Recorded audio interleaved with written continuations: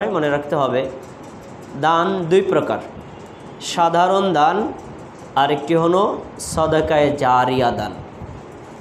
সাধারণ দান আপনি যখন দান করবেন তখন নেকি পাবেন, এই দানটা একবার, নেকিও একবার। আর সদকায়ে জারিয়া হলো আপনি দান করবেন একবার কিন্তু নেকি পাবেন হাজার লক্ষ শতবার, কতবার আল্লাহ ভালো জানেন। এজন্য সাধারণ দান এটা করা উচিত, তবে দানের ক্ষেত্রে সদকায়ে জারিয়াকে আরও বেশি গুরুত্ব দেওয়া উচিত। এ বিষয়ে একটি প্রসিদ্ধ হাদিস আপনাদেরকে আলেমগণ শুনিয়েছিলেন। সহিহ মুসলিমের হাদিস, আবু হুরায়রা রাদিয়াল্লাহু আনহু বলেন, রাসূলুল্লাহ সাল্লাল্লাহু আলাইহি ওয়াসাল্লাম বলেছেন, ইদা মাতাল ইনসান, মানুষ যখন মরে যায়, ইনকাতা আনহু আমালু, মৃত্যুর সঙ্গে সঙ্গে তার আমল নামা লেখা বন্ধ হয়ে যায়।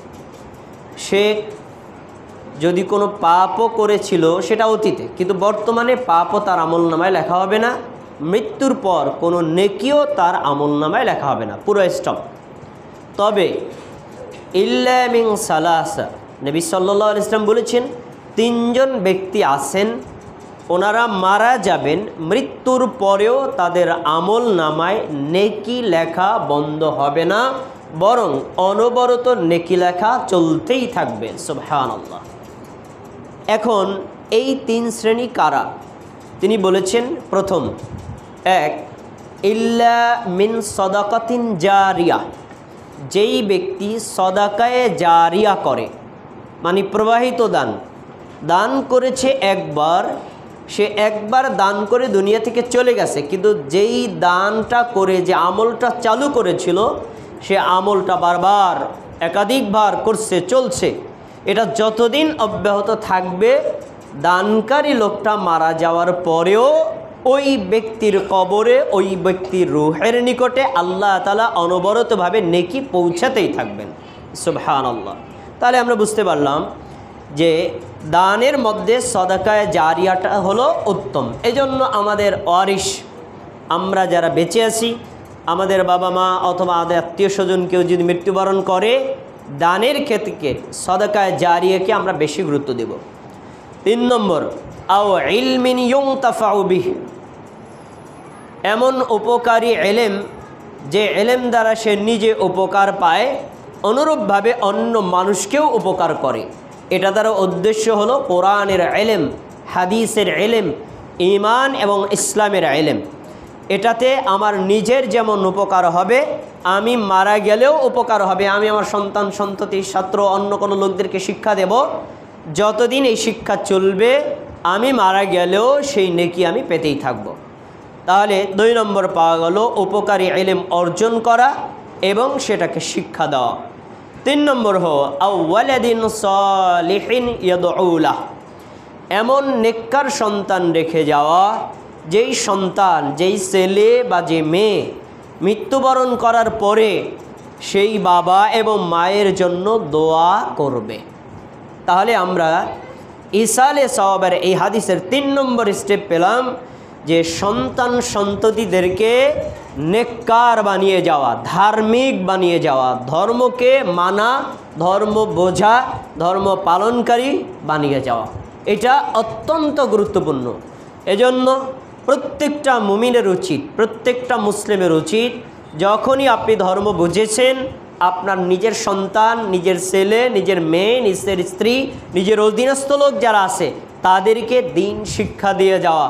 কারণ আপনি যদি মরে যান, আপনার এই সন্তান যদি আপনার পক্ষ থেকে আল্লাহর কাছে বলে, রব্বির হামহুমা কামা রব্বায়ানি সগীরা, হে আমার রব, ছোটোবেলায় আমার বাবা আমার মা আমাকে যেভাবে আদর স্নেহ ভালোবাসা দিয়ে প্রতিপালন করেছিলেন, আপনি আমার বাবা মাকে সেইভাবে দয়া মায়া মোহাব্বত রহমত দিয়ে প্রতিপালন করেন, এই দোয়া আল্লাহর কাছে পৌঁছে যাবে। তাহলে আমরা ইসালে সওয়াবের এখানে 3টি বিষয় পেলাম। 1 নম্বর হলো সদকায়ে জারিয়া করা, 2 নম্বর নিজে ইলমে দ্বীন শিক্ষা করা এবং মানুষকে শিক্ষা দেওয়া, 3 নম্বর হলো নিজের সন্তান সন্ততি ওয়ারিসদেরকে নেককার বানিয়ে যাওয়া। এখানে আমরা সদকায়ে জারিয়া যে স্টেপটা পেলাম, আমরা অনেকে জানি না যে সদকায়ে জারিয়া বলতে কী কী জিনিস বোঝায়। সদকায়ে জারিয়া বলতে যে কোনো মানব কল্যাণমূলক কাজ অন্তর্ভুক্ত হতে পারে। যেমন রাস্তা তৈরি করা, সেতু তৈরি করা, রাস্তা মেরামত করা অথবা সেতু মেরামত করা, তারপরে টিউবওয়েল বসিয়ে দেওয়া যাতে মানুষ সেখান থেকে পানি পান করতে পারে, মসজিদ নির্মাণ করা অথবা মসজিদ নির্মাণ চলছে সেখানে সহযোগিতা করা, ইয়াতিমখানা নির্মাণ করা, মুসাফিরখানা নির্মাণ করা, বিধবাদের কর্মসংস্থানের ব্যবস্থা করা, পাঠাগার নির্মাণ করা, কোরআন হাদিসের কিতাব বিতরণ করা, দাওয়াতি কাজে সাহায্য করা। একটা শিরোনাম বললাম, এক কথায় দ্বীনের দাওয়াতি কাজে, মানুষের কল্যাণমূলক কাজে আপনি যেটাই করেন এর দ্বারা যদি কোনো মানুষ কোনো প্রাণী ফায়দা পায় তাহলে এই কর্মের বিনিময়ে আপনিও নেকি পাবেন, আপনার মৃত বাবা মা ওয়ারিস যারা আছেন তারাও নেকি পাবেন। একটা উদাহরণ আমরা হাদিস থেকে দিতে পারি। আবু তালহা রাদিয়াল্লাহু আনহু তিনি ছিলেন মদিনার অধিবাসী, তার অনেকগুলো খেজুর বাগান ছিল। সহিহ বুখারী হাদিস বলছি, একটা কোরআনের আয়াত আল্লাহর নবীর নিকট নাজিল হলো, আয়াতটা তিনি সাহাবীদেরকে শুনিয়ে দিলেন। সূরা আলে ইমরানের 92 নম্বর আয়াত। আল্লাহ তাআলা বলছেন, লান তানালুল বিররা হাত্তা তুনফিকু মিম্মা তুহিব্বুন। শোনো, তোমাদের কাছে যেই জিনিসটা বেশি প্রিয় এটা যদি তোমরা আল্লাহর রাস্তায় দান না করো তাহলে তোমরা কখনোই নেকি পাবা না। এই আয়াত নাজিল হওয়ার পরে আবু তালহা রাদিয়াল্লাহু আনহু আমাদের নবীর কাছে আসছেন, এসে বলছেন, আল্লাহ রাসূল, আল্লাহ তাআলা যে আয়াত নাজিল করেছেন এই আয়াতের প্রেক্ষাপটে দেখতে পেলাম আমার অনেকগুলো বাগান আছে, তার ভিতরে এই মসজিদে নববীর পাশে বাইরোহা নামে একটা খেজুর বাগান আছে, যেখানে আপনি নিজে প্রবেশ করেন, ছায়ায় বসেন, এখান থেকে মানুষেরা ফল ভক্ষণ করে, সেখানে কূপ আছে সেখান থেকে পানি পান করে, আপনিও পান করেন। এই বাগানটা আমার কাছে অত্যন্ত প্রিয়। হে আল্লাহর নবী, আমি আমার এই বাগানটা আল্লাহর রাস্তায় আপনার হাতে অক্ফ করে দিলাম। সুবহানাল্লাহ। রাসূলুল্লাহ সাল্লাল্লাহু আলাইহি সাল্লাম বললেন, বাহ ইয়া আবা তালহা, বাহ ইয়া আবা তালহা, আবা তালহা, চমৎকার চমৎকার, যালিকা মালুন রাবিহুন, এটা তো অত্যন্ত লাভজনক একটা সম্পদ। ঠিক আছে, তুমি আমাকে দিয়েছো, আমি নিলাম, অরাদানাহু ইলাইকা, আবার তোমাকেই ফিরিয়ে দিলাম। এখন তুমি এটা তোমার নিকটবর্তী আত্মীয় যারা আছে তাদের মধ্যে বন্টন করে দাও। একথা যখন নবী সাল্লাল্লাহু আলাইহি ওয়াসাল্লাম বলেছেন, রাসূল সাল্লাল্লাহু আলাইহি ওয়াসাল্লামের ওই সাহাবী তখন তার নিকট আত্মীয়দেরকে তার এই বাগানটা ভাগ করে দিলেন। এই বাগানটা যতদিন পর্যন্ত তার ওয়ারিসরা, তার উত্তরসূরিরা ব্যবহার করেছেন, আবু তালহা রাদিয়াল্লাহু তাআলা আনহু মৃত্যুর পরেও ততদিন পর্যন্ত অনবরত নেকি পেয়েই গেছেন। তাহলে আমরা বুঝতে পারলাম যে এইভাবে আমরা সদাকায়ে জারিয়া করতে পারি। দৃষ্টান্তস্বরূপ আমরা যে মসজিদে সালাত আদায় করছি, আপনারা জানেন এই মসজিদটা একটা ভাসমান অবস্থায় আছে, ভাড়া নিয়ে চলছে, স্থায়ী কোনো জায়গার কোনো ব্যবস্থা হয়নি। তো কোনো এক ভাই যদি বলে, ঠিক আছে ভাই, আমি 5% জায়গা দিয়ে দিলাম, আমি 10% জায়গা দিয়ে দিলাম, এখানে আপনি নির্মাণ করেন। আপনি 5% দিতে পারেন না, মসজিদ কমিটি জায়গা ক্রয়ের উদ্যোগ নিয়েছেন। আপনি যদি বলেন, ভাই আমি 100 জায়গার টাকা দিয়ে দিলাম, আপনি এটা দিয়ে যদি দেন, মসজিদ নির্মাণ হওয়ার পরে যতদিন মানুষ এই মসজিদ থেকে তাওহীদ, সুন্নাত, ইসলাম, ঈমান শিখবে, আমি আপনি দুনিয়া থেকে চলে যাব, চলে গেলেও অনবরতভাবে আল্লাহ আমাদের কবরে সেই নেকি অবশ্যই পৌঁছে দিবেন ইনশাআল্লাহ। তাহলে আমরা আমাদের ওয়ারিস যারা, আমাদের মৃত ব্যক্তিদের পক্ষ থেকে এই সাদাকায়ে জারিয়া করতে পারি। এবার আসুন, মৃত ব্যক্তি মৃত্যুবরণ করার পর তার যে সকল বন্ধু বান্ধব আছে তাদের সাথে যদি কেউ উত্তম ব্যবহার করে তাহলে মৃত ব্যক্তির নিকটে ঈসালে সওয়াব পৌঁছায়। এটা বর্ণিত হয়েছে সহিহ মুসলিমের হাদিসে। আব্দুল বিন আমর রাদিয়াল্লাহু আনহু একটা গাধার উপর আরোহণ করে রাস্তা দিয়ে যাচ্ছেন, গ্রাম দিয়ে রওনা করছেন। পথে একটা লোকের সাথে সাক্ষাৎ, তিনি গাধাটাকে থামালেন, থামানোর পরে লোকটাকে সালাম দিলেন। সালাম দেওয়ার পরে বললেন, ভাই আপনি কোথায় যাবেন, বাড়ি যাবেন? হ্যাঁ, আমার এই গাধার পিছনে ওঠেন। লোকটাকে গাধার পিছনে ওঠালেন, নিজের মাথায় যে পাগড়িটা ছিল পাগড়িটা খুলে ওই লোকটার মাথার উপর দিয়ে দিলেন। ব্যাস। এই আব্দুল্লাহ ইবনে ওমরের সাথে ছিল অনেকজন তাবী, তারা শুধু দেখছেন কিন্তু কিছু বলছেন না, সাহাবী করছেন, কি মন্তব্য করবেন? এরপরে লোকটাকে তার বাড়িতে নামায় দিয়া তারপরে তিনি মদিনায় ফিরে আসলেন।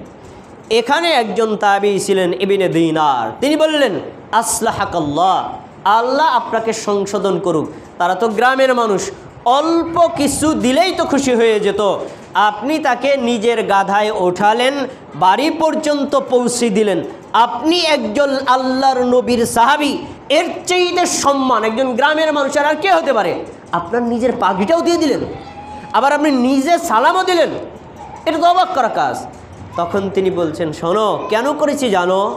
আমি আমার নবীকে বলতে শুনেছি, কোনো বাবা মা মৃত্যুবরণ করার পর ওই বাবার যত বন্ধু আছে, ওই মায়ের যত বান্ধবী আছে, তার ওয়ারিশটা, তার ছেলেরা মেয়েরা যদি ওই বাবার বন্ধু মায়ের বান্ধবীদের সাথে উত্তম ব্যবহার করে, আল্লাহ রব্বুল আলামিন এই উত্তম ব্যবহারের বিনিময়ে ওই ব্যক্তির নিকটে নেকি পৌঁছে দিবেন। সুবহানাল্লাহ।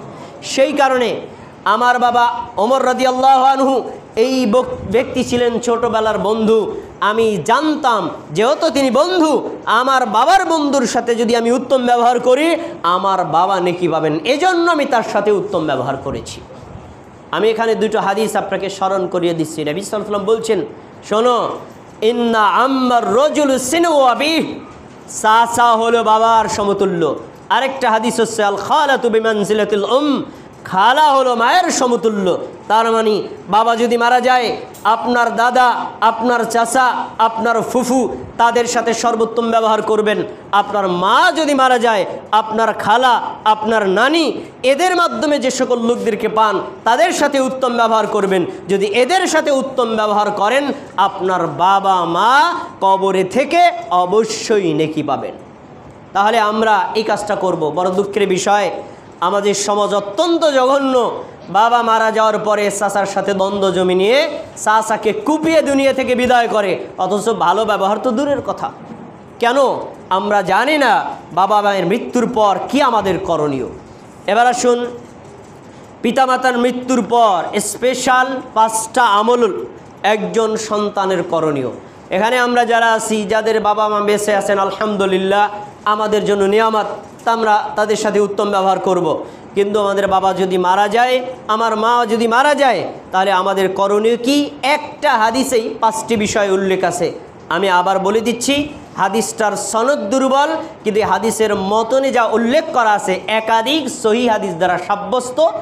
অন্যান্য হাদিসটা ওগোছালো, আমি হাদিসটা গোছালো এই জন্য আপনার সামনে পেশ করছি।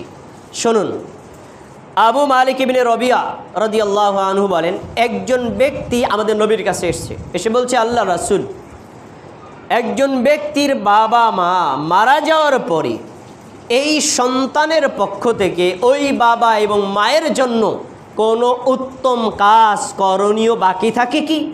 আমরা তো জানি বেঁচে থাকলে মাকে সেবা করব, বাবাকে সেবা করব, তাদের সাথে উত্তম ব্যবহার করব, তাদের ভরণ পোষণের ব্যবস্থা করব, নিরাপত্তার ব্যবস্থা করব, চিকিৎসার ব্যবস্থা করবো, এটা জানি। কিন্তু বাবা মা মারা গেছে, এখন কি আমার কিছু করা আছে? রাসূল সাল্লাল্লাহু আলাইহি ওয়াসাল্লাম যা বলেছেন, আমার মনে হয় এখানে যে কয়জন ভাইয়েরা আছেন প্রত্যেকেরই এই 5টি বিষয় মুখস্থ করে নিয়ে যাওয়া উচিত। মনে রাখেন তিনি কি বলছেন। 1, তোমার বাবা যদি মারা যায়, তোমার মা যদি মারা যায়, তোমার 1 নম্বর কাজ হচ্ছে আসসালাতু আলাইহিমা, তুমি নিজে তোমার মায়ের জন্য, তুমি নিজে তোমার বাবার জন্য দোয়া করবে, এটা 1 নম্বর কাজ। 2 নম্বর, ওয়াল ইস্তিগফারু লাহুমা, তোমার বাবা যদি মারা যায়, তোমার মা যদি মারা যায়, তাহলে তোমার বাবার পক্ষ থেকে তুমি, তোমার মায়ের পক্ষ থেকে তুমি, তোমার বাবা যে পাপ করেছিল, তোমার মা যা পাপ করেছিল, তুমি আল্লাহর কাছে ক্ষমা চাইবা, আল্লাহ আমার বাবার পাপ ক্ষমা করে দেন, আল্লাহ আমার মার পাপ ক্ষমা করে দেন। এটা হলো বাবা মায়ের মৃত্যুর পর 2 নম্বর হক।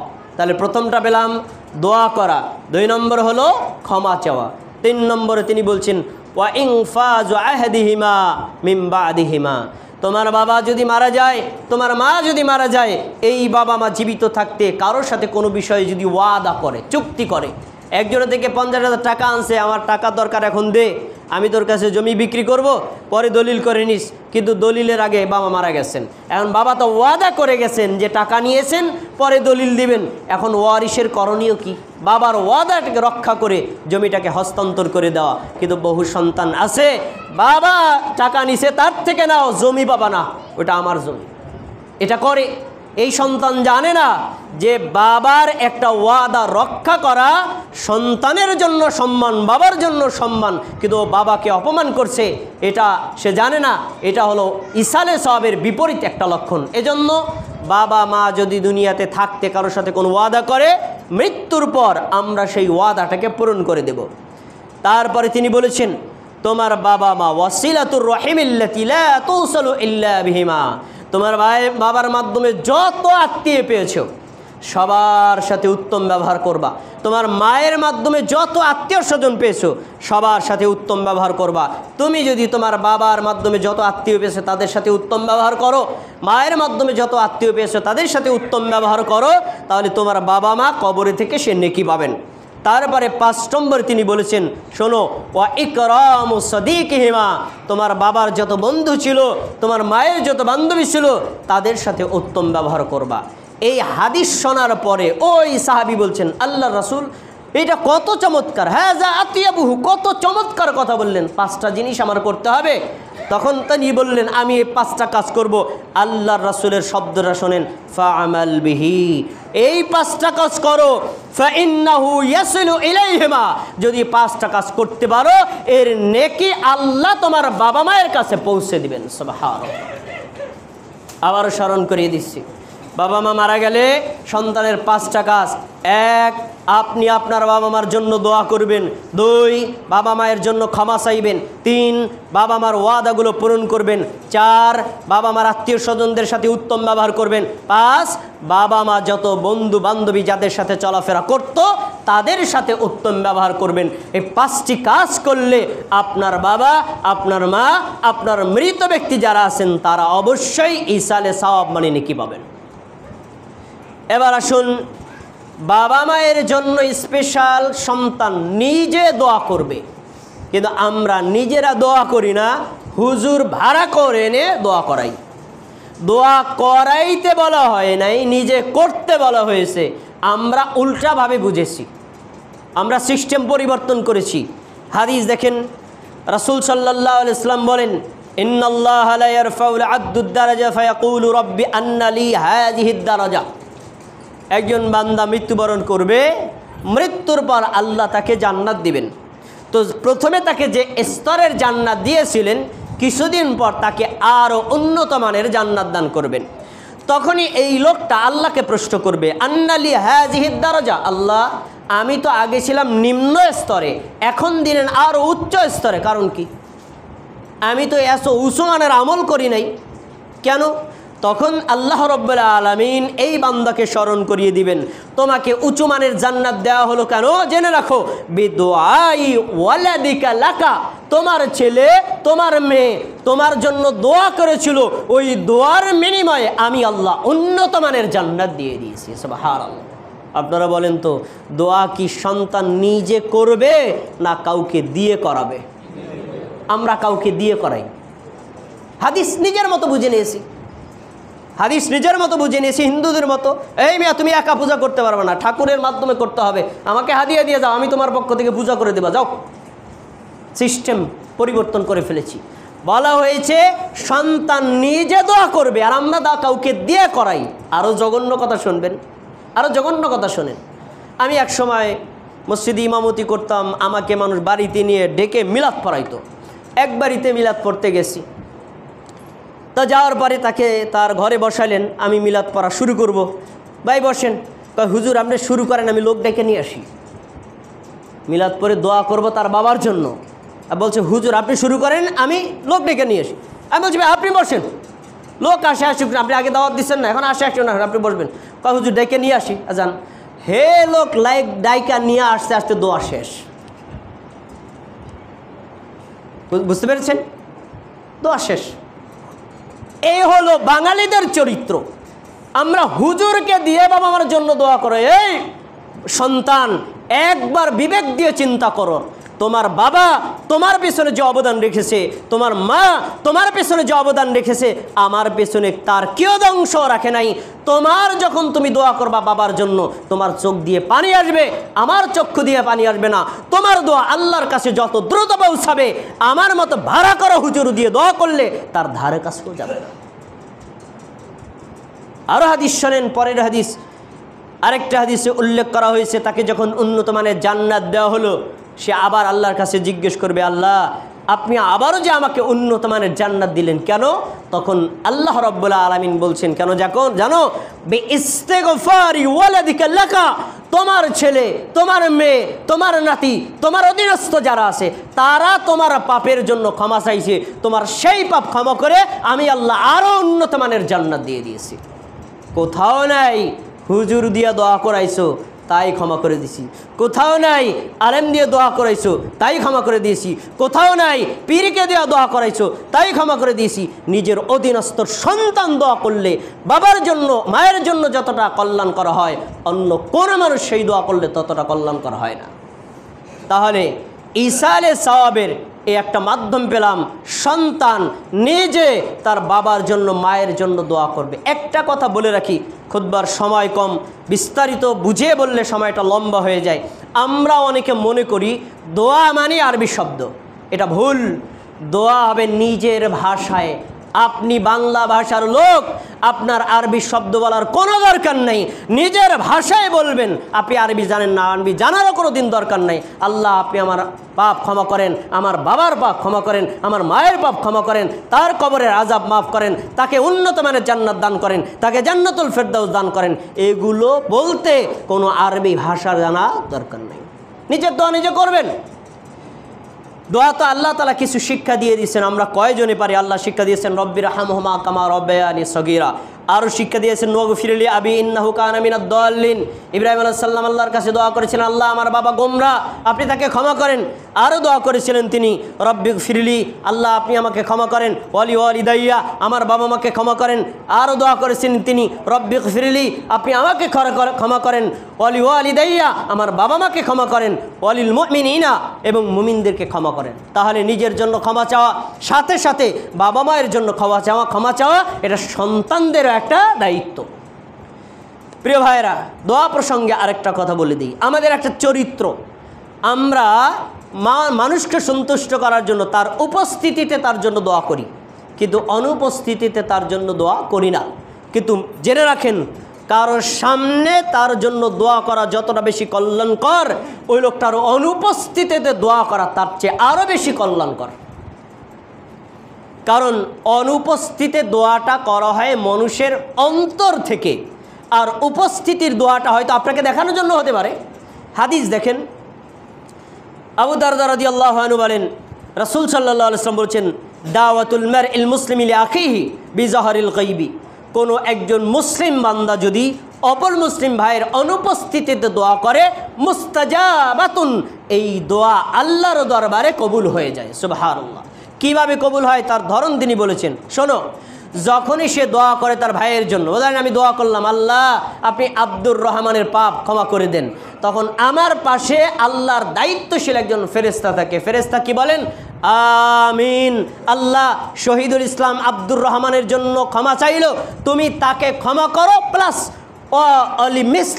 মিসলি মা লাকা, তুমি তোমার ভাইয়ের জন্য যা চাইলা আল্লাহ তোমার জন্য তা কবুল করুক। সুবহানাল্লাহ। আমি আপনার জন্য যদি ক্ষমা চাই, ফেরেশতা বলবে তাকেও ক্ষমা করো, এরাও ক্ষমা করো। আমি আপনার জন্য যদি কল্যাণকর দোয়া করি, ফেরেশতা বলবে আল্লাহ তাকেও কল্যাণ দান করো, এরাও কল্যাণ দান করো। তাহলে আমার বাবা, আমার মা, আমার প্রতিবেশী, আত্মীয় স্বজন, আমার মুমিন মুসলিম ভাই যারা আছেন, তারা উপস্থিত থাকুক অথবা অনুপস্থিত থাকুক, জীবিত থাকুক অথবা মারা যাক, তাদের জন্য আমরা দোয়া করব। এটাই ইসলামের একটা শিক্ষা। এবার গুরুত্বপূর্ণ একটা বিষয়, খুব মনোযোগ দিয়ে আপনাদের শুনতে হবে। আমরা আমাদের বাবা মা মারা যাওয়ার পরে বাবা মার কল্যাণ হোক, জাহান্নাম থেকে মুক্তি পাক, তাদের পাক ক্ষমা হোক, তারা জান্নাতে যাক, এটা আমরা চাই নাকি চাই না? একটু সবাই উত্তর দিবেন, চান নাকি চান না? একটু আমার দিকে তাকিয়ে শোনেন। আমার এই 3টা খুতবা ইসালে সওয়াবের, এই আজকে দ্বিতীয়টা শেষ হচ্ছে, আর একটা সামনে আসবে। 3টা খুতবার মধ্যে সবচেয়ে গুরুত্বপূর্ণ পয়েন্ট এখন যেটা বলছি সেটা, তা হলো আপনি যদি চান আপনার বাবার কল্যাণ হোক, আপনি যদি চান আপনার মায়ের কল্যাণ হোক, আপনি যদি চান আপনার মা কবরে আযাব থেকে মুক্তি পাক, আপনি যদি চান আপনার বাবা মা জান্নাতে যাক, তাহলে আপনার নিজের নেক আমল করতে হবে। সবচেয়ে গুরুত্বপূর্ণ পয়েন্ট এটা। আপনার নিজের নেকামল করতে হবে। 1000 কোটি টাকা দানের চাইতে আপনি নিজের নেকামল করা তার চেয়ে বেশি উত্তম। কেন? আমি আপনাকে 2টা দলিল দেব।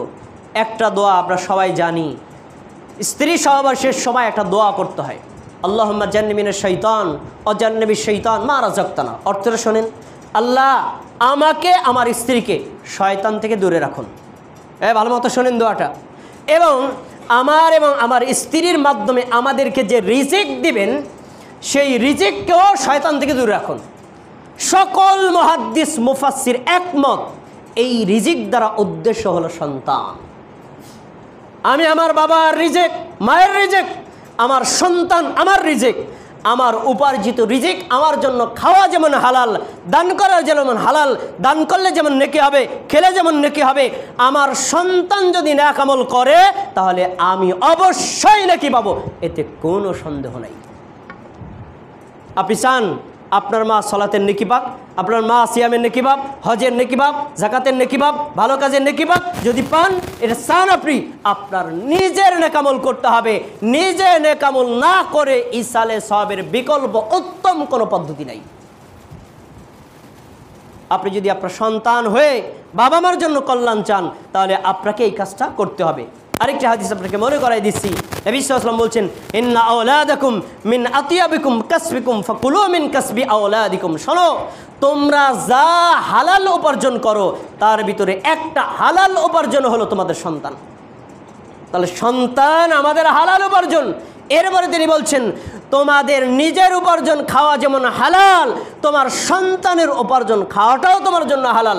তাহলে সন্তানের উপার্জন খাওয়া যদি হালাল হয়, সন্তান যদি নেক আমল করে, এই নেক অবশ্যই আল্লাহ বাবা মাকে পৌঁছে দিবেন। তাহলে আপনাদের বিনীতভাবে অনুরোধ করে বলছি, আপনারা নিজেরা বেশি বেশি নেক আমল করবেন। এটাও বাবার নিকটে, মায়ের নিকটে ইসালে সওয়াবের একটা বড় মাধ্যম। সবশেষে আমার আজকের আলোচনার শেষ বিষয়টি বলে খুতবাটা শেষ করছি। সবাই অনুরোধ করছি, শুনুন, যত কাজ আপনি করেন, ঋণ পরিশোধ করেন, সালাত দেন, সিয়াম আদায় করেন, হজ করেন, দান করেন, জাকাত করেন, যত দোয়া করেন, ইস্তেগফার করেন, সব কিছুর ক্ষেত্রে একটা শর্ত যুক্ত। আপনার বাবা যদি তাওহীদের উপর মৃত্যুবরণ করে, ঈমান নিয়ে মৃত্যুবরণ করে, আপনার মা যদি তাওহীদের উপর ঈমান নিয়ে মৃত্যুবরণ করে, তাহলে এগুলো সব কাজে লাগবে। আর যদি তাওহীদবিহীন মারা যায়, এগুলো কোনো কাজে আসবে না। তাহলে আপনাদের প্রতি একটা অনুরোধ, যাদের বাবা মা জীবিত আছে, কবর পূজার সাথে, মাজার পূজার সাথে, পীর পূজার সাথে, ব্যক্তি পূজার সাথে, শিরকের সাথে, কুফরের সাথে, নেফাকের সাথে, বেদাতের সাথে যদি যুক্ত থাকে, এখনই আপনার সন্তান হিসেবে উচিত বিনয়ের সাথে এই শিরিক থেকে, কুফর থেকে, বেদাত থেকে তাকে ফিরিয়ে আনা। এটা আপনার 1 নম্বর কাজ। কারণ আপনার এই বাবা যদি এখন মারা যায়, এই শিরিক অবস্থা মৃত্যুবরণ করলে যত ইসালে সওয়াব করেন কোনো কাজ আসবে না। আগে আপনাকে ফিরিয়ে আনেন। আপনি চেষ্টা করেছেন, তারপরে যদি আপনার বাবা তাওহীদ নিয়ে মারা যায়, তাহলে আপনি যত ইসালে সওয়াব করবেন সব বাবা মার ভান্ডারে গিয়ে জমা হবেন। আর যদি না হয়, জমা হবে না। আমি হাদিসটা বলে আলোচনা শেষ করছি। দলিলটা আপনার জানা দরকার। আস নামে একজন ব্যক্তি আছে, আস ইবনে ওয়াইল, জাহেলে জুরি তিনি মারা গেছেন। তার 2 সন্তান, একজন হিশাম আর একজন আমর। আমর রাসূলের একজন সাহাবী, তিনি ইসলাম গ্রহণ করেছেন। এই আস ওয়াসিয়াত করেছিলেন তিনি 100 উট কুরবানি করবেন। হেশাম তার সন্তান, আমরও তার সন্তান। এবার বাবার ওসিয়াত পূরণ করার অর্থে হেশাম 50টা উট কোরবানি করে দিছে। বাকি থাকে আরেক ভাইয়ের পক্ষে 50টা। আমর আমাদের নবীর কাছে আসছে, আল্লাহ রাসূল, আমার বাবা তো 100টা উটের মানত করেছিলেন, আমার ভাই 50টা করেছেন, আমি 50টা করব। এখন এটার ব্যাপারে আপনার রায় কি? নবীর হাদিসের শব্দটা একটু শুনুন। তিনি বলছেন, লাউ কানা মুসলিমান, যদি সে মুসলিম হয়, লাউ কানা মুসলিমান, যদি সে মুসলিম হয়। আর যদি মুসলিম না হয়, তাহলে শোনো, মুসলিম হলে ফাআতাকতুম, তুমি যদি তার পক্ষ থেকে দাস আজাদ করো নেকি পাবে, আও তাসাদ্দাকুন, দান করো নেকি পাবে, আও হাজাজতুম বিহি, তার পক্ষ থেকে বদলি হজ করো নেকি পাবে, বালাগাহু যালিকা। আর শুনে রাখো, যদি সে তাওহীদের উপর মৃত্যুবরণ না করে। পরের শব্দটা কি? আম্মা আবুকা ফালাউ কানা আকাররা বিত-তাওহীদ, তোমার বাবা মা যদি তাওহীদের উপর মৃত্যুবরণ করে, তুমি যদি তার পক্ষ থেকে মানতি সিয়াম পালন করে দাও, সিয়ামের নেকি পাবে, দান করো, দানের নেকি পাবে। আর যদি তাওহীদের উপর মারা না যায়, মুসলিম অবস্থায় না মারা যায়, শিরক অবস্থায়, কুফরি অবস্থায়, বিদআতি অবস্থায়, কবর পূজারী অবস্থায়, মাজার পূজারী অবস্থায়, পীর পূজারী অবস্থায় মৃত্যুবরণ করে, তুমি যা কিছু করো কোনো কাজে আসবে না। তার বাড়ি আমরকে বুঝাই দিলেন, তোমার বাবা জাহেলি যুগে শিরক অবস্থায় মারা গেছে, যা কোরবানি করো কোনো লাভ হবে না। এজন্য আপনাদের প্রতি বিনীত অনুরোধ রইল, এখনও যাদের বাবা মা জীবিত আছে, শিরিক বেদাত থেকে ফিরিয়ে আনেন। এরপরে যদি তার জন্য কিছু করেন, মারা গেলেও তার জন্য কিছু কল্যাণ হবে। আজকের খুতবায় আমরা ইসালে সাহেবের যে কথাগুলো জেনেছি, আল্লাহ আমাদের স্মরণ রেখে আমল করার তৌফিক দান করুন।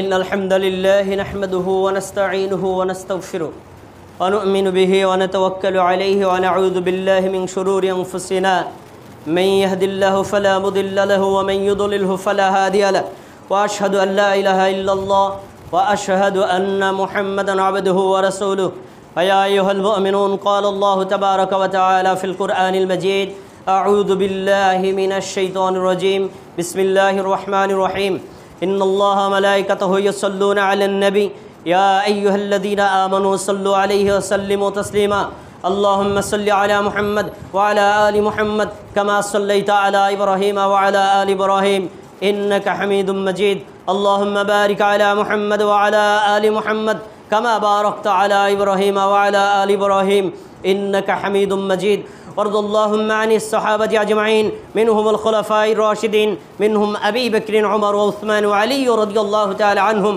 وعن التابعين ومن تبعهم إلى يوم الدين। সম্মানিত ভাইরা, আজ জিলকদ মাসের 23 তারিখ, হয়তো আগামী জুমা এই মাসের মধ্যে পড়তেও পারে, নাও পড়তে পারে। তাই আপনাদের অগ্রিমভাবে বলে দিচ্ছি, এই জিলকদা মাসে শেষ হওয়ার পরে জিলহজ মাসের চাঁদ দেখার পর থেকে শুরু করে কুরবানি করা পর্যন্ত আপনারা যারা কুরবানি করার ইচ্ছা পোষণ করেছেন, পশু ক্রয় করবেন, তাদের জন্য একটা বিধান হলো, আপনার গায়ের কোনো পশম আপনি কাটবেন না। শরীরে যে কোনো জায়গায় নাভির লোম, বগলের লোম, মোষ অথবা অন্য কোনো পশম আপনি কাটবেন না।